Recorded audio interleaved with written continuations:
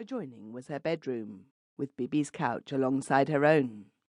The door stood open, and the room with its white monumental bed, its closed shutters, looked dim and mysterious. Alcée flung himself in a rocker, and Calixta nervously began to gather up from the floor the lengths of a cotton sheet which she had been sewing. "If this keeps up, just see if the levies are going to stand it," she exclaimed. "What have you got to do with the levies?" "I got enough to do. And there's Bobinôt with Bibi out in that storm. If he only didn't leave Friedheimers. Let us hope, Calixta, that Bobinot's got sense enough to come in out of a cyclone." She went and stood at the window with a greatly disturbed look on her face. She wiped the frame that was clouded with moisture. It was stiflingly hot. Alcée got up and joined her at the window, looking over her shoulder. The rain was coming down in sheets, obscuring the view of far-off cabins and enveloping the distant wood in a grey mist. The playing of the lightning was incessant. A bolt struck a tall chinaberry tree at the edge of the field. It filled all visible space with a blinding glare, and the crash seemed to invade the very boards they stood upon. Calixta put her hands to her eyes, and with a cry staggered backward. Alcée's arm encircled her, and for an instant he drew her close and spasmodically to him.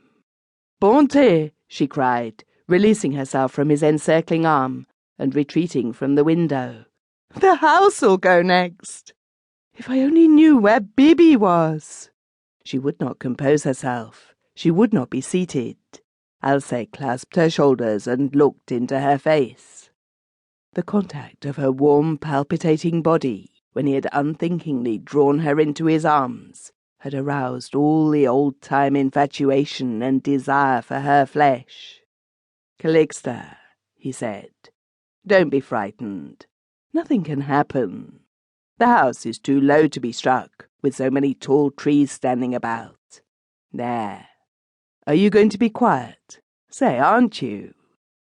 He pushed her hair back from her face that was warm and steaming. Her lips were as red and moist as pomegranate seed. Her white neck and a glimpse of her full, firm bosom disturbed him powerfully. As she glanced up at him, the fear in her liquid blue eyes had given place to a drowsy gleam that unconsciously betrayed a sensuous desire. He looked down into her eyes, and there was nothing for him to do but gather her lips in a kiss. It reminded him of Assumption. "Do you remember, in Assumption, Calixta?" he asked in a low voice, broken with passion. Oh, she remembered. For in Assumption he had kissed her and kissed her, until his senses would well-nigh fail, and to save her he would resort to a desperate flight.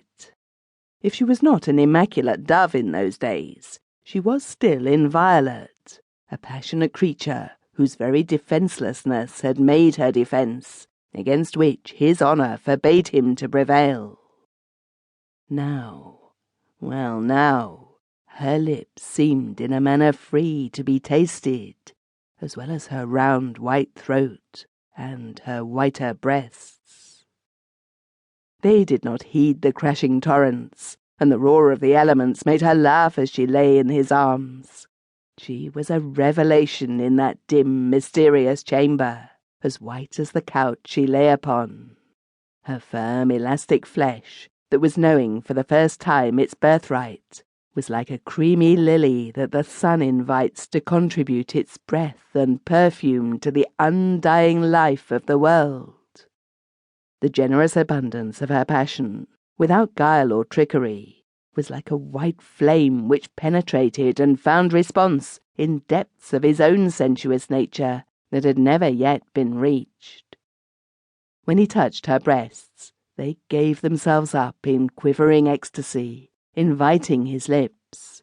Her mouth was a fountain of delight, and when he possessed her, they seemed to swoon together at the very borderland of life's mystery. He stayed, cushioned upon her, breathless, dazed, enervated, with his heart beating like a hammer upon her. With one hand she clasped his head,